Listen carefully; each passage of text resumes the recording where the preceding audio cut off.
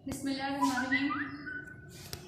Organic chemistry का आज lecture number है 5, चैप्टर नंबर है 15, ऑर्गेनिक कंपाउंड्स।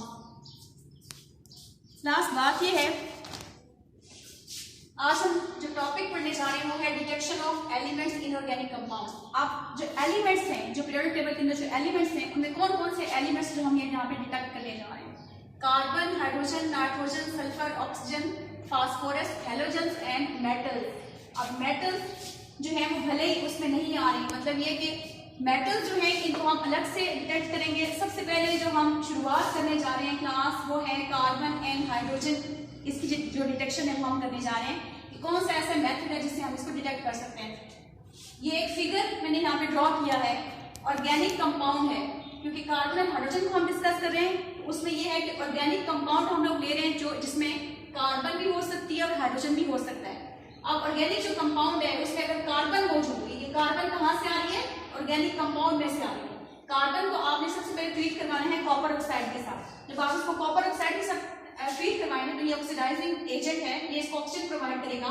कार्बन कन्वर्ट हो जाएगी कार्बन डाइऑक्साइड में। जब भाई कार्बन डाइऑक्साइड में कन्वर्ट हो जाएगी तो कार्बन डाइऑक्साइड जो है वो यहाँ से ट्रेवल करेगी और ये ट्रांसफर हो जाएगी इस लाइम वाटर के अंदर। ठीक है, जब ये लाइम वाटर के अंदर जाएगी, लाइम वाटर को हम यहाँ पे क्या कहते हैं? Calcium hydroxide. जब ये कार्बन डाइऑक्साइड जो है वो कैल्शियम हाइड्रोक्साइड के अंदर जाएगी तो लाइम वाटर क्या हो जाएगा? मिल्की हो जाएगा, इसका कलर ऐसे हो जाएगा जैसे दूध का रंग हो जाता है। ठीक है, तो ये हमें कंफर्म हो जाएगा कि ये जो दूधिया रंग है किस वजह से हो रहा है? कार्बन डाइऑक्साइड की वजह से। और कार्बन डाइऑक्साइड जो है उसके अंदर कार्बन मौजूद है, तो कार्बन जो है वो कंफर्म हो जाएगी, कार्बन का टेस्ट आपने कर लिया है।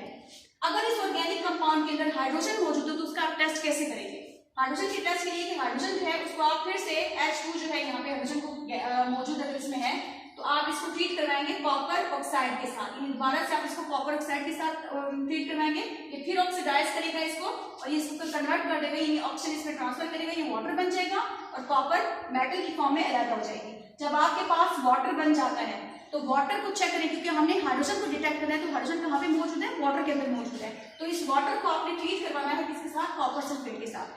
बात की क्लास में जब कॉपर सल्फेट को आप वाटर के साथ ट्रीट करवाएंगे तो उससे पहले जो कॉपर सल्फेट है वो व्हाइट कलर की फॉर्म में है। ठीक है, जब वाटर के साथ अटैच, ये वाटर जब इसके साथ अटैच हो जाएगा इस वाटर को हम कहेंगे वाटर ऑफ क्रिस्टलाइजेशन। अब ये कॉपर सल्फेट जो है कलर इसका चेंज हो जाएगा, वाटर जब इसके साथ अटैच हो जाएगा इसके क्रिस्टल का हिस्सा बन जाएगा तो कलर हो जाएगा इसका ब्लू। ठीक है, तो ब्लू कलर इस चीज की निशानी है, इस चीज को इंडिकेट कर रहा है कि ये वाटर इसके साथ अटैच हो गया कॉपर सल्फेट के साथ। तो वाटर में क्या चीज मौजूद है? हाइड्रोजन। तो यहाँ पे आपने हाइड्रोजन को भी डिटेक्ट कर लिया। अब नेक्स्ट जो है वो टेस्ट है हमारे पास test for nitrogen, sulphur and halogen. सबसे पहले जो आपके पास टेस्ट है जो आपने करना है नाइट्रोजन, सल्फर, हैलोजन के लिए, उसके लिए सबसे पहले जो चीज जरूरी है हमारे लिए, ठीक है, वो क्या है? लिजाइन सोल्यूशन। अब आप लिजाइन सोल्यूशन क्या चीज है? लिजाइन सोल्यूशन ये है क्लास प्रिपरेशन ऑफ लिजाइन सोल्यूशन और सोडियम एक्सट्रैक्ट। अब ये आप तैयार कैसे करते हो? ठीक है, इन टेस्टों के लिए आपको इसकी जरूरत है। सबसे पहले आपने क्या करना है, आपके पास एक फ्यूजन ट्यूब है। ठीक है, ये मैंने ड्रॉ कर दिया, छोटी सी फ्यूजन ट्यूब है, हीट सोडियम मेटल। अब इस फ्यूजन ट्यूब के अंदर आपने सोडियम मेटल लेनी है, छोटा सा टुकड़ा लेना है, उसको ट्यूब के अंदर डालना है। ठीक है, उसको आपने हीट करना है काफी ज्यादा। हीट करने के बाद आपने इसके अंदर ऑर्गेनिक कंपाउंड ऐड करना है, क्योंकि आपने ऑर्गेनिक कंपाउंड के अंदर से डिटेक्ट करना है, क्योंकि सबके अंदर ऑर्गेनिक कंपाउंड मौजूद होगा। अब आपने ऑर्गेनिक कंपाउंड इसके अंदर डालना है, दोबारा से उसको फिर हीट करना है, इतना ज्यादा हीट करेंगे कि वो बिल्कुल रेड हो जाए। ठीक है, फ्यूजन ट्यूब रेड हो जाए। अब आपने फ्यूजन ट्यूब को जो है वो ब्रेक करना है किसके अंदर? चाइना डिश के अंदर। ठीक है, ये चाइना डिश है, इसके अंदर आपने फ्यूजन ट्यूब को जाके तोड़ना है। ठीक है, इसको तोड़ दें बीच में डाल के। चाइना डिश के अंदर 20 सेंटीमीटर क्यूब जो है 20 ml डिस्टिल वाटर मौजूद है। जब डिस्टिल वाटर के अंदर आप इसको फ्यूजन ट्यूब को तोड़ेंगे तो वहां पर क्या होगा? वहां पर ये इसके अंदर जो भी उसके अंदर मौजूद है कंपाउंड, ऑर्गेनिक कंपाउंड और सोडियम मेटल जो चीज मौजूद है उसके अंदर फ्यूजन ट्यूब के अंदर, वो पानी के अंदर हल हो जाएगी। अब इसको बॉयल करेंगे।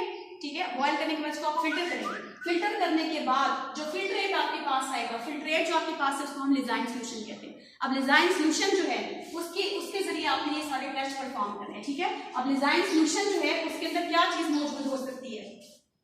लिजाइन सोल्यूशन एक्चुअल में किस चीज से बना है? सोडियम इसके अंदर हमने डाला है, सोडियम और ऑर्गेनिक कंपाउंड। तो क्लास सोडियम ये है और ये ऑर्गेनिक कंपाउंड के अंदर मौजूद हो सकता है। अगर सोडियम के साथ ऑर्गेनिक जो कंपाउंड है उसमें कार्बन और नाइट्रोजन मौजूद होते हैं, ये चीज बनेगी आपके पास अगर जो सोडियम आपने यहाँ पे इसके फ्यूजन ट्यूब के अंदर डाली है, ठीक है, लेजाइन फ्यूजन में सोडियम तो डलेगी सारों में, लेकिन साथ अगर उसमें ऑर्गेनिक कंपाउंड में जो भी एलिमेंट्स मौजूद होंगे वो आपने जब डिटेक्ट करने हैं, तो फर्स्ट में जो ऑर्गेनिक कंपाउंड है उसमें अगर सल्फर मौजूद है, ठीक है, ऑर्गेनिक कंपाउंड में, तो क्या बनेगा? Sodium sulphide. अगर सोडियम के साथ यानी जो आपने फ्यूजन ट्यूब में जो आपने लेजाइन फ्यूजन बनाया, अगर उसमें ऑर्गेनिक जो कंपाउंड है उसमें सल्फर, कार्बन और नाइट्रोजन तीनों मौजूद है एलिमेंट्स, तो सोडियम थायोसाइनाइड बनेगा। अगर अब इसके अंदर हैलोजन मौजूद है, ऑर्गेनिक जो कंपाउंड है उसके अंदर हैलोजन मौजूद है, तो क्या बनेगा? कोई सा भी हैलोजन इसके साथ अटैच हो सकता है, sodium chloride, sodium bromide, sodium iodide, कोई सा भी इसके साथ बन सकता है। अब हम इसको डिटेक्ट करने जा रहे हैं। डिटेक्ट करने के लिए सबसे पहली बात यह है कि हम इसमें नाइट्रोजन को डिटेक्ट करेंगे। मिसाल के तौर पे अगर लेजाइन फ्यूजन जो है, आपने सबसे पहले लेजाइन फ्यूजन लेना है। लेजाइन फ्यूजन में क्या चीज हमने डाली थी? एक तो सोडियम थी और दूसरा ऑर्गेनिक कंपाउंड था। ऑर्गेनिक कंपाउंड में अगर कार्बन नाइट्रोजन दोनों मौजूद है तो सोडियम साइनाइड बनेगा। अब आपने इस सोडियम साइनाइड को हमें जो ट्रीट करवाना है, जो प्रोसेस है, इसमें मेन चीज क्या है? हमने नाइट्रोजन को डिटेक्ट करना है। तो नाइट्रोजन किसके अंदर मौजूद है? साइनाइड के अंदर मौजूद है, ठीक है। साइनाइड कहां से आया? ऑर्गेनिक कंपाउंड के अंदर मौजूद था। अब आपने सोडियम साइनाइड को फ्रेशली प्रिपेयर्ड FeSO4 के साथ, फेरस सल्फेट के साथ ट्रीट करवाएंगे। फ्रेशली प्रिपेयर्ड इस वजह से क्योंकि फेरस सल्फेट अगर आप पुराना इस्तेमाल करेंगे तो वो ऑक्सीडाइज हो चुका होता है, ठीक है, वो कन्वर्ट हो चुका होता है। अब आपने फ्रेशली प्रिपेयर्ड लगाना है, तो आपके पास एक कम्प्लेक्स मॉलिक्यूल बनेगा। अब इस कम्प्लेक्स मॉलिक्यूल के अंदर आप देखें कि यहाँ पे साइनाइड मौजूद है, ठीक है, लेकिन अभी भी आपको इसका टेस्ट कंफर्म नहीं हो रहा। अब आपने क्या काम करना है कि आपने नेक्स्ट स्टेप के अंदर, ठीक है, इसके अंदर आपने क्या काम करना है कि आपने इसको FeCl3 फेरिक क्लोराइड के साथ इस कम्प्लेक्स को ट्रीट करवाना है, ठीक है। कॉम्प्लेक्स मॉलिक्यूल को फेरिक क्लोराइड के साथ जब आप ट्रीट करवाएंगे तो इसमें और इसमें कुछ फर्क नहीं है, सिवाय इसके कि यहाँ पे जो सोडियम थी यहाँ पे इसकी जगह आप आयरन ने रिप्लेस कर दिया इसको, ठीक है। तो आयरन रिप्लेस होने की वजह से इसका कलर आ जाएगा। कलर कौन सा? प्रशियन ब्लू कलर आ जाएगा। प्रशियन ब्लू कलर जो है वो इंडिकेट करता है किस चीज को? किसकी प्रेजेंस को इंडिकेट कर रहा है? नाइट्रोजन की प्रेजेंस को इंडिकेट कर रहा है, ठीक है। अब मिसाल के तौर पे लेजाइन फ्यूजन जो है, अगर हमारे पास लेजाइन फ्यूजन ऐसा है कि जिसमें सोडियम के साथ, मतलब सोडियम एक्सट्रैक्ट तो हम ले रहे हैं, लेकिन लेजाइन फ्यूजन में अगर कार्बन नाइट्रोजन के साथ अगर सल्फर मौजूद है तो सल्फर की मौजूदगी में ये सब कुछ ऐसे ही रहेगा, ठीक है, बाकी सब ऐसे ही रहेगा। सिर्फ ये काम हो जाएगा कि इसमें सल्फर इसमें ऐड हो जाएगा, कम्प्लेक्स के अंदर सल्फर ऐड हो जाएगा। सल्फर ऐड होने की वजह से इसका कलर जो है वो रेड ब्लड कलर आ जाएगा। तो जब रेड ब्लड कलर होगा तो किस वजह से होगा? वो किस चीज को इंडिकेट कर रहा है कि इसमें नाइट्रोजन और सल्फर दोनों इकट्ठे मौजूद है। और अगर सिर्फ इसके अंदर जब ब्लू कलर आ रहा है, प्रशियन ब्लू कलर आ रहा है, तो इसका मतलब है कि इसके अंदर सिर्फ नाइट्रोजन मौजूद है कम्प्लेक्स के अंदर, ठीक है। अच्छा, उसके बाद हम डिटेक्शन कर रहे हैं सल्फर की अलग से डिटेक्शन, यानी वो नाइट्रोजन और सल्फर दोनों को कंबाइंड फॉर्म में डिटेक्ट कर रहा है। लेकिन यहाँ पे अगर ऑर्गेनिक कंपाउंड जो है उसके अंदर अगर सल्फर मौजूद है अलग से, मतलब उसमें नाइट्रोजन नहीं है, तो फिर आप क्या करेंगे? अब आपके पास ये लेजाइन फ्यूजन है।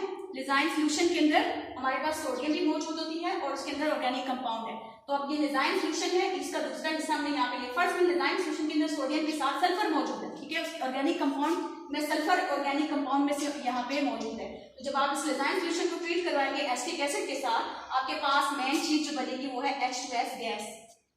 अब ये जो H2S गैस है इसको आप लेड एसीटेट के साथ ट्रीट करवाएंगे तो आपके पास लेड सल्फाइड बन जाएगा। लेड सल्फाइड जो है वो है ब्लैक कलर के PPT। तो ये इंडिकेट करता है, ब्लैक जो कलर है वो ड्यू टू सल्फर है, ठीक है, ये सल्फर को इंडिकेट यहाँ पे कर रहा है। अब उसके बाद हमारे पास हैलोजेंस है। हैलोजेंस की डिटेक्शन हम कैसे करेंगे? NaX का मतलब ये है कि N सोडियम जो है ये फ्यूजन ट्यूब के अंदर जो सोडियम हमने डाली है और X कहाँ से आया है? आपके पास ऑर्गेनिक कंपाउंड से आया है। अब आप इसको ट्रीट करवाएंगे सिल्वर नाइट्रेट के साथ, तो मुतलका जो भी चीज है, अब इसमें जो PPT बनेंगे वो ये बनेंगे AgX, मतलब यहाँ से अपने सिल्वर आपके यहाँ से आएगा और यहाँ से आपके पास कोई भी मुतलका जो है वो हैलोजन यहाँ पे सिल्वर के साथ अटैच हो जाएगा। अगर सिल्वर के साथ अटैच होने के बाद मतलब सिल्वर के साथ क्लोराइड अटैच हो रहा है तो व्हाइट कलर की PPT आ जाएगी। फिर व्हाइट कलर की PPT आ रहा है इसका मतलब है कि यहाँ पे क्लोराइड है, इसके अंदर हैलोजन क्लोराइड है। अगर यहाँ पे सिल्वर ब्रोमाइड बनता है तो पेल येलो PPT आएंगे, यहाँ पे सिल्वर आयोडाइड बनता है तो ये डीप येलो कलर की PPT आएंगे। तो ये आपके पास हैलोजन डिटेक्ट हो रहे हैं। आगे है डिटेक्शन ऑफ ऑक्सीजन। यहाँ पे क्लास ऑक्सीजन की जो डिटेक्शन है वो आप कैसे करेंगे कि ऑक्सीजन की डिटेक्शन जो वो कभी भी डायरेक्ट आप किसी भी मेथड से नहीं कर सकते। इसका तरीकाकार ये है कि आपके पास एक टेस्ट ट्यूब है, आपके पास टेस्ट ट्यूब के अंदर आपने जो भी ऑर्गेनिक कंपाउंड है आपने उसको बीच में डाल के उसको हीट अप करना है, लेकिन वो ड्राई होनी चाहिए अंदर से, और उसके बाद उसके अंदर नाइट्रोजन गैस भी आप उसके अंदर इन्वॉल्व करवाएंगे, ठीक है। उसके अंदर जो इन्वायरमेंट है जिसके अंदर आप काम करेंगे उसको हीट अप करेंगे, उसमें नाइट्रोजन मौजूद होना जरूरी है। तो फिर क्या होगा कि अगर उसके अंदर वाटर के वेपर्स अपीयर होना शुरू हो गए, टेस्ट ट्यूब के अंदर जो है वाटर के वेपर्स अपीयर होना शुरू हो गए, इट मीन्स कि उसके अंदर ऑक्सीजन मौजूद है, क्योंकि ऑक्सीजन वाटर का हिस्सा है। दूसरी बात यह है कि अगर हम मुख्तलिफ किस्म की, अगर हमारे पास कोई भी ऑर्गेनिक कंपाउंड है तो उसमें हम ग्रुप टेस्ट कर सकते हैं। ग्रुप का मतलब है कि ऑर्गेनिक कंपाउंड जो है उसके अंदर हाइड्रोक्सिल ग्रुप भी अटैच हो सकता है, ठीक है। अब उसके बाद जैसे अल्कोहल है, उसके अंदर OH ग्रुप भी अटैच हो रहा है, ठीक है, वो उसका OH ग्रुप है, इसमें भी ऑक्सीजन मौजूद है, इसमें नाइट्रो ग्रुप है, ऑर्गेनिक कंपाउंड में जो है उनके ग्रुप नाइट्रो ग्रुप भी आ सकते हैं, उसके साथ एल्डिहाइड ग्रुप है और ये कार्बोक्सिलिक ग्रुप है। तो अब इसमें ये है कि ये ग्रुप डिटेक्शन भी हो सकते हैं, तो ग्रुप के अंदर सारों के अंदर ऑक्सीजन मौजूद है, तो इससे भी ऑक्सीजन डायरेक्ट जो है वो डिटेक्ट हो सकता है। तीसरा जो मेथड है जो थोड़ा सा ऑथेंटिक है ज्यादा इनसे, वो क्या है, वो ये है, मिसाल के तौर पर आपके पास ग्लूकोज है, ग्लूकोज में कार्बन भी है, हाइड्रोजन भी है और ऑक्सीजन भी है, कंपाउंड है, ऑर्गेनिक कंपाउंड है। इसमें आप सबसे पहले परसेंटेज मालूम करेंगे ऑक्सीजन के अलावा जो बाकी एलिमेंट्स हैं, जैसे कार्बन की परसेंटेज और हाइड्रोजन की परसेंटेज, आपने इन दोनों की परसेंटेज को प्लस करना है और उसको 100 में से माइनस कर देंगे तो ऑक्सीजन की परसेंटेज, तो परसेंटेज ऑफ ऑक्सीजन जो फार्मूला बनता है, percentage of oxygen is equal to 100 minus percentage of carbon plus percentage of hydrogen. Carbon और हाइड्रोजन की जो परसेंटेज आएगी तो आपस में प्लस करके 100 में से माइनस करेंगे तो ऑक्सीजन की परसेंटेज आपके पास आ जाएगी। बात ये क्लास नेक्स्ट जो आपके पास है वो है डिटेक्शन ऑफ फास्फोरस। फास्फोरस को आप डिटेक्ट कैसे करेंगे? आपके पास जो भी ऑर्गेनिक कंपाउंड है, जो भी आपके पास सैंपल है, उसको हम क्या करेंगे, heat solid substance with concentrated nitric acid. Nitric acid जो है वो ऑक्सीडाइजिंग एजेंट है, ठीक है, ऑक्सीडाइज करता है किसको, सब्सटेंस, जो भी ऑर्गेनिक कंपाउंड है आप उसको पहले किसके साथ ट्रीट करवाएंगे, कंसंट्रेटेड नाइट्रिक एसिड के साथ। उसके बाद आपने इसके अंदर एक मिक्सचर ऐड करना है। मिक्सचर किस चीज का है, सोडियम कार्बोनेट और पोटेशियम नाइट्रेट का, ठीक है। अब इसकी मौजूदगी में क्या होगा, तो अगर ऑर्गेनिक कंपाउंड इसके अंदर फास्फोरस मौजूद है तो फास्फोरस डायरेक्टली किस में कन्वर्ट हो जाएगी, ऑक्सीडाइज किस में हो जाएगी, फॉस्फेट में। फॉस्फेट का मतलब है PO4 ग्रुप, इसके साथ P फास्फोरस जो है वो PO4 में कन्वर्ट हो जाएगा। फिर आपने क्या करना है कि जो आपके पास सारा कुछ मटेरियल आपके पास मौजूद है, इसके अंदर आपने वाटर ऐड करना है। वाटर ऐड करने के बाद इसमें थोड़ा सा आपने नाइट्रिक एसिड इसमें ऐड करना है। फिर आपने इसके अंदर अमोनियम मोलिब्डेट का सोल्यूशन आपने ऐड करना है हॉट फॉर्म में। जब इसको आप ऐड करोगे तो उसके बाद येलो कलर का जो सोल्यूशन आपके पास रहेगा वो ड्यू टू फॉस्फेट, यानी कि आपके पास फास्फोरस यहाँ पे डिटेक्ट हो जाएगी, कलर से आपका ये डिटेक्ट हो जाएगी। जब यह केमिकल आप डालेंगे तो कलर से आपकी डिटेक्शन हो जाएगी कि फॉस्फेट इसके अंदर फास्फोरस मौजूद है। अब यहाँ पे detection of metals, heat solid substance. अब ये सॉलिड सब्सटेंस कौन सा वाला है, वही है जो ऑर्गेनिक मटेरियल है आपका, उसको आपने क्रूसिबल क्लास उसमें होता है स्टूडेंट्स के छोटे छोटे हीट को रेजिस्ट कर रहे होते हैं, छोटे छोटे क्रूसिबल्स होते हैं, छोटे छोटे पॉट्स होते हैं, जिनको आप बहुत ज़्यादा हाई टेम्परेचर पे इसको आप उसके अंदर आप ऑर्गेनिक कंपाउंड इसके अंदर आप डालोगे, उसको बहुत ज़्यादा हाई टेम्परेचर के ऊपर आप उसको हीट दोगे। हीट देने के बाद क्या काम होगा, रेजिड्यू विच इज लेफ्ट, मतलब ऐसा मटेरियल जो बीच में कंबस्टन जिसकी हो जाएगी, जो जल जाएगा वो तो जल गया, लेकिन जो बाकी बच जाएगा वो आपका मेटल कहलाएगी, मतलब मेटल नहीं जलेगी, मेटल बाकी रह जाएगी। बाकी जो मटेरियल है ऑक्सीजन की मौजूदगी में अंदर उसकी कंबस्टन हो जाएगी, ठीक है, वो जलने के अमल के दौरान वो कंबस्टन उसकी हो जाएगी, वो जल जाएगा सारा, बाकी जो बचेगा वो मेटल कहलाएगा। अब मेटल जो है उसको हम जो डिफरेंट किस्म की जो मेटल्स हैं उनको फिर हम रोजमर्रा के रूटीन के जो हमारे प्रैक्टिकल के दौरान जो हम सॉल्ट एनालिसिस करते हैं तो उसके अंदर जो हम मेटल्स की जो डिटेक्शन करते हैं सॉल्ट एनालिसिस के जरिए, जो मेथड है उसके जरिए जो हम लोग मेटल की जो रेडिकल फॉर्म में जो मेटल्स पाई जाती हैं उनकी जो हम डिटेक्शन करते हैं वो फिर हम मजीद उस मेथड को आगे इस्तेमाल करवा के मुतलका जो मेटल है उसको हम डिटेक्ट कर लेंगे। तो मजीद बाकी जो कंटिन्यूटी है लेक्चर की वो इंशाल्लाह अगले लेक्चर में जो है इसको हम मजीद आगे कंटिन्यू करेंगे।